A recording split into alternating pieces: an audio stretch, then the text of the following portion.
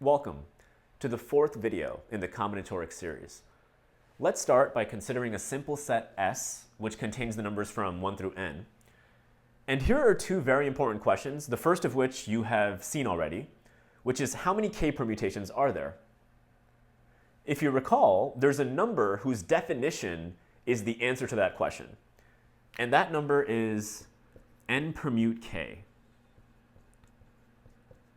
And there's a few different notations you can use in order to express this number. You can write it like this. You can write it like this. And you can also write it like this. But no matter how you write it, the number represents the same exact thing, which is the answer to the question, how many k permutations are there from a set of size n? Now, in the last video, we went on to actually come up with a formula for what this number is equal to. But I want to emphasize the fact that a formula doesn't actually give you a conceptual understanding of a number, okay? So although we did figure out in the last video that this is equal to n factorial over n minus k factorial, you don't need that formula in order to have a meaningful understanding of what this number represents. It's just the answer to this question. In a similar way, there's also a number whose definition is the answer to this question, which is how many subsets of size k are there?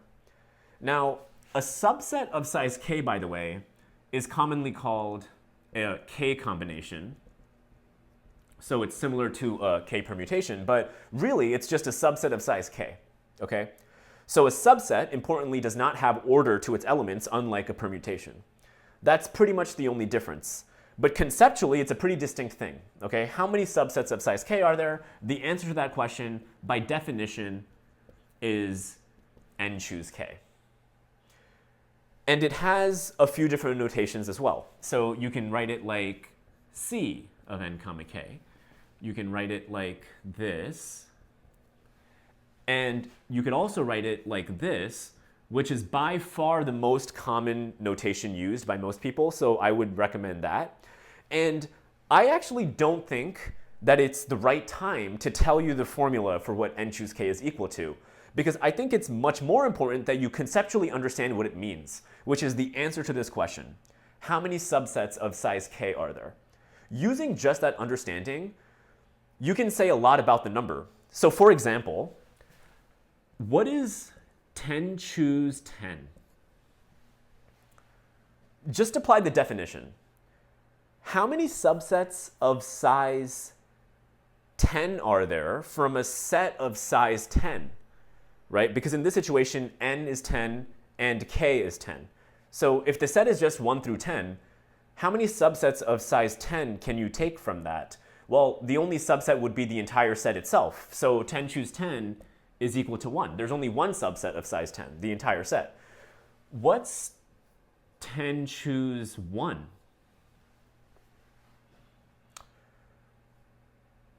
So if you have a set of size 10, how many subsets can you have of size 1?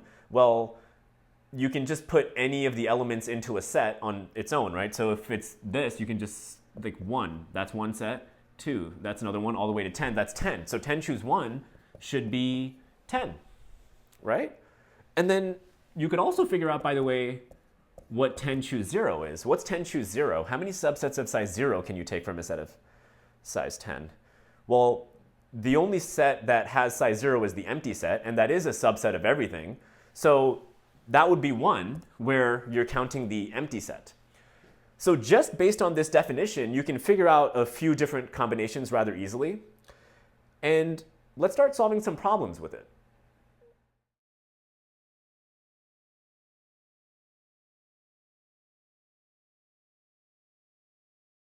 So we want to count 8 long binary strings with exactly 3 ones. Now, there's many ways of doing this, including using techniques that we talked about in the last video. But in this video, I want to talk about what I think is the most elegant way of doing this problem. So first, consider some string that satisfies this property. So something like 1, 0, 0, 1, 1, 0, 0, 0. Now, one thing we can answer about this string is, where are the ones? One way you can package the answer to that question is with a set of numbers. So in this particular example, that set would be 1, 4, 5, because those are the locations of the ones in the string, right? Position 1, 4, and 5. So we can map this outcome that we want to count to this set of size 3.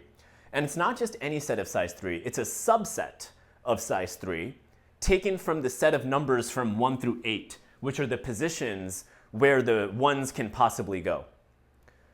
So we're mapping from outcomes that we're trying to count, strings, binary strings of length 8 with exactly 3 ones, to subsets of size 3 from a set of 8. You could map any string that we are trying to count to such a subset. For example, here, let me give you another one. So something like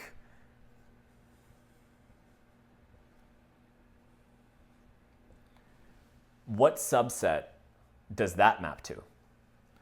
Well, again, if you just think about where the ones are, well, the ones are in locations 3, 6, and 8. And since it's a subset, I can write that in any order I want. So I'll write it like this, right? So this particular outcome is going to map to this unique subset. And just like that, you should be convinced that every particular outcome is going to map to a unique subset. What's interesting is that the mapping also goes the other way. Every unique subset of size 3 from a set of size 8 is going to map to an 8-long binary string with exactly 3 ones. For example, if I gave you this, 1, 4, 5, you could have given me the string by putting a 1 in locations 1, 4, and 5 and putting a 0 everywhere else. So this map actually goes both ways. So for an example, what if I gave you the subset 1, 2, 3? What string that we are trying to count does that map to? It maps to 1. Which one? Well, it maps to the one where there's a 1, 1, 1 in locations 1, 2, 3, and everything else is a 0. And of course, if I gave you that string, you could have mapped me to this subset. So what that means is that there's a one-to-one correspondence between these two types of objects, which are, in this case, strings, and in this case, subsets. Okay. And because there's, for every one of these, there's one of these, and for every one of these, there's one of these, that means that there's the same amount of both of them. So instead of counting all of these, we can just count all of these. And we actually know, conceptually, how many subsets are there of size 3 taken from a set of size 8? Well, that would just be 8 choose 3. Which is the answer to the question. So you could think of it kind of like there's 8 slots, and we're choosing 3 of them, that's why it's called 8 choose 3, to be where the ones go, and everywhere else are where the zeros go. If you think about it, conceptually, shouldn't we also be able to think about where the zeros go instead of where the ones go? So in fact, we can. Instead of mapping to subsets of size 3, which describe where the ones go, we can map to subsets of size 5, which describe where the zeros go. And so in this case, you can see what that would be. So here it would be 4, 5, 6, 7, 8. So notice every time you have a subset of size 3, you're leaving out a subset of size 5. So the number of subsets of size 3 is actually equal to the number of subsets of size 5. So another way of saying that is that 8 choose 3 is equal to 8 choose 5. And in general, what would 100 choose 10 have to be? Well, every time you choose a subset of size 10 from a set of size 100, you're leaving out a subset of size 90. So that implies that, again, that there's a one-to-one correspondence between sets of size 10 and sets of size 90, or subsets of size 10 and subsets of size 90. So 100 choose 10 would also equal 100 choose 90. And with that, let's move on to the next problem.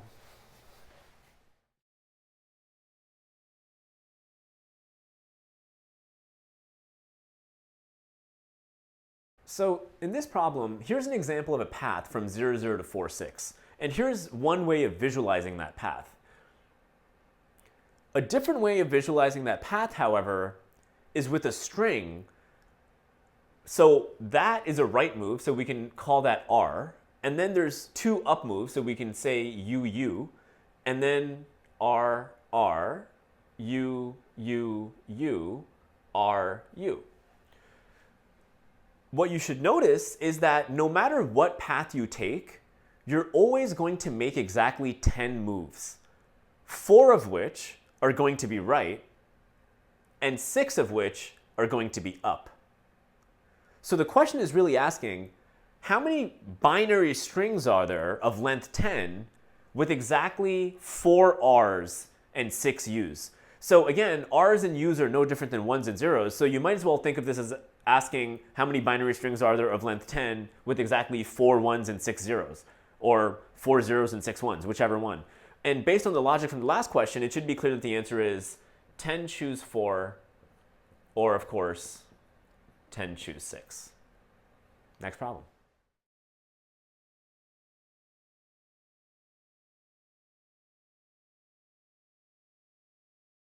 We can start by trying to count how many distinct ways can we put down just the 3 R's, not even paying attention to the other letters for now. We can handle that afterwards.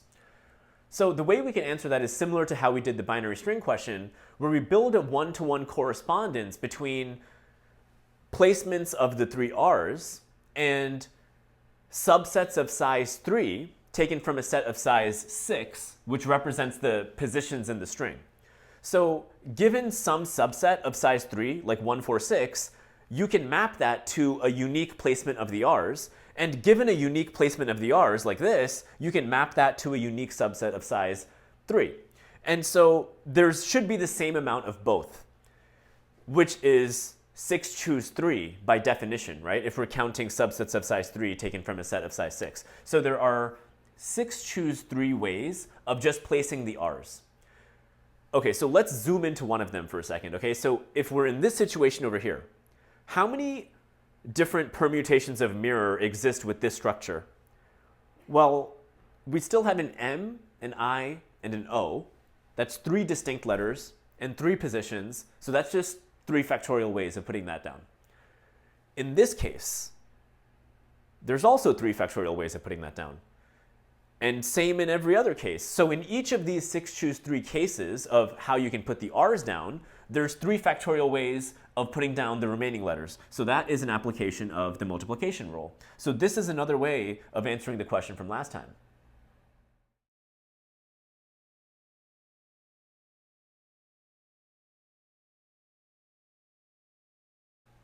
So last time we used permutations to answer this question, but since partitions are about subsets, it's actually much more natural to think about them with combinations.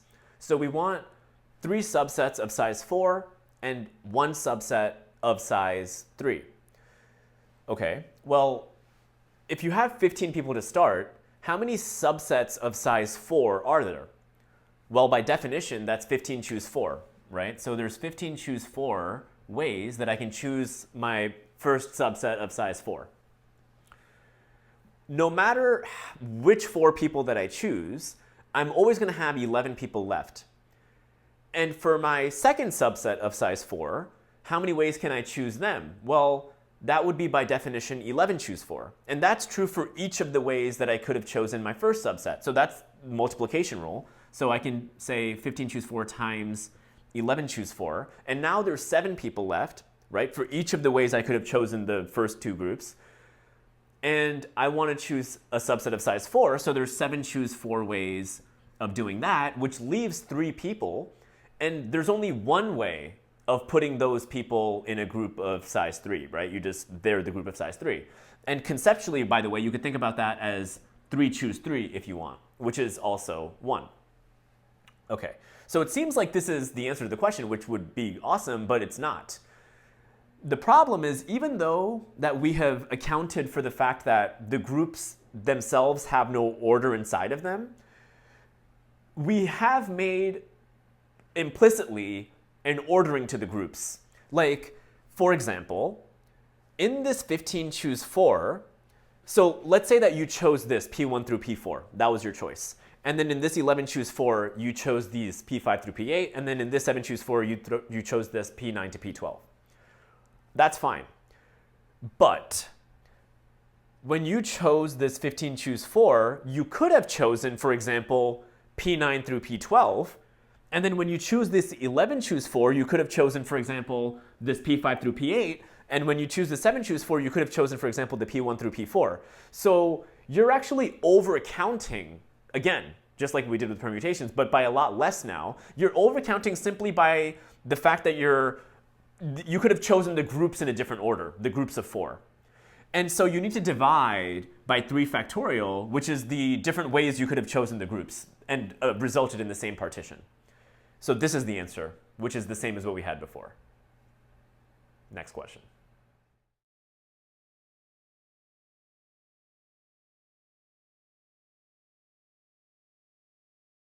Since Ethan pressed his keyboard 7 times but only 5 letters showed up, we can deduce that he must have pressed his X key twice, since that's the only broken key on his keyboard. So if it were not broken, there would have been 7 letters in the string, and 2 of them would have been X's. So how many strings would have been possible? Well, how many distinct placements of the X's would have been possible? Well, using the same logic as we used counting placements of R in mirror, we can do the same thing and get 7 choose 2. Meaning every subset of size 2 chosen from these 7 would correspond to exactly 1 placement of the X's. So for example, the subset 2, 5 would correspond to this exact placement of the X's, right? So that is 1 out of the 7 choose 2 possible placement of the X's. Now, let's think about this particular placement of the X's. How many ways can we fill out this rest of this string here such that what we see is A, R, E, S, S in that exact order when the X keys are broken? Well, there's only one way to fill out the rest of the slots, right? That has to be A, that has to be R, that has to be E, that has to be S, and that has to be S. That's the only way that we would see that string in that order. And if instead let's examine a different one of the 7 choose 2 placements of the X's. So if instead it was XX, like the first 2 were X's, there would still only be one way of placing those 5 letters in these slots such that we see those 5 letters in that order. It would have to be A, R, E, S, S. Nothing else works. So in each of these 7 choose 2 placements of the X's, there's only one way to distribute those letters in such a way that we see those letters in that order. So the answer to the question is simply 7 choose 2. Now you might be wondering, what is 7 choose 2? Well, at the end of the video, we'll discuss a formula for n choose k in general, but 7 choose 2 is not that hard to figure out. We can kind of divide and conquer right now and get it. So every subset of size 2 has to have a smallest element. So that can be a 1, for example. So how many subsets of size 2 have 1 as the smallest element? Well, that would be 1, 2, 3, 4, 5, 6. So there's 6 subsets where 1 is the smallest. What about where 2 is the smallest? Well, that would be 1, 2, 3, 4, 5. And then when 3 is the smallest, there would be 4, and so on, until we get to the case where 6 is the smallest, in which case there would only be 1 subset with 6 and 7. And that would be the only situation where 6 was the smallest. And so the answer is 6 plus 5 plus 4 plus 3 plus 2 plus 1, which is 21. And another way of getting what 7 choose 2 is we can say, well, there's 2 things in a subset. So the first thing, there's 7 choices. And regardless of what we choose there, there's 6 choices for the second thing in the subset. But the problem is we've actually overcounted everything, because 7 times 6 counts first choosing a 4, then choosing a 5 as different than first choosing a 5, then choosing a 4. But as far as subsets are concerned, those are the same subset. It's just the subset with 4 and a 5. So we need to divide by 2 because we're overcounting by a factor of 2. And this also equals 21. Okay, next thing.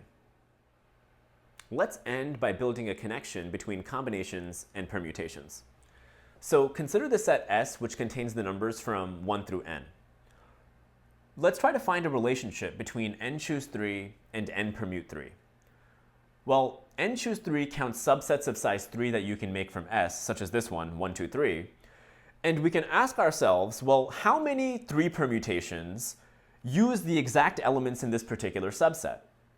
Well, a 3 permutation has 3 slots, or 3 positions, And there are 3 distinct elements here, so the number of ways of ordering these 3 elements in those 3 slots would be 3 factorial, which corresponds to these 6 outcomes. So for every particular subset that is counted by n choose 3, there are 6 3 permutations, or 3 factorial 3 permutations that are counted by n permute 3, which implies that if you start with n permute 3, you need to divide by 3 factorial in order to get n choose 3. Now, how do you think this would change if you replace 3 with k? What's the relationship between n choose k and n permute k? Well, similarly, if we think about an arbitrary subset of size k, that would have k factorial different permutations associated with it. So if we start with n permute k, we need to actually divide it by k factorial to get n choose k. And we already have a formula for n permute k. It's n factorial over n minus k factorial. So if we plug that in, we can simplify to see that n choose k is going to equal n factorial over n minus k factorial times this k factorial. And so here is the formula for n choose k. Again, formulas are not very important, but that is something that you can use to evaluate something like 10 choose 6, for example. Do your homework. It's actually pretty interesting.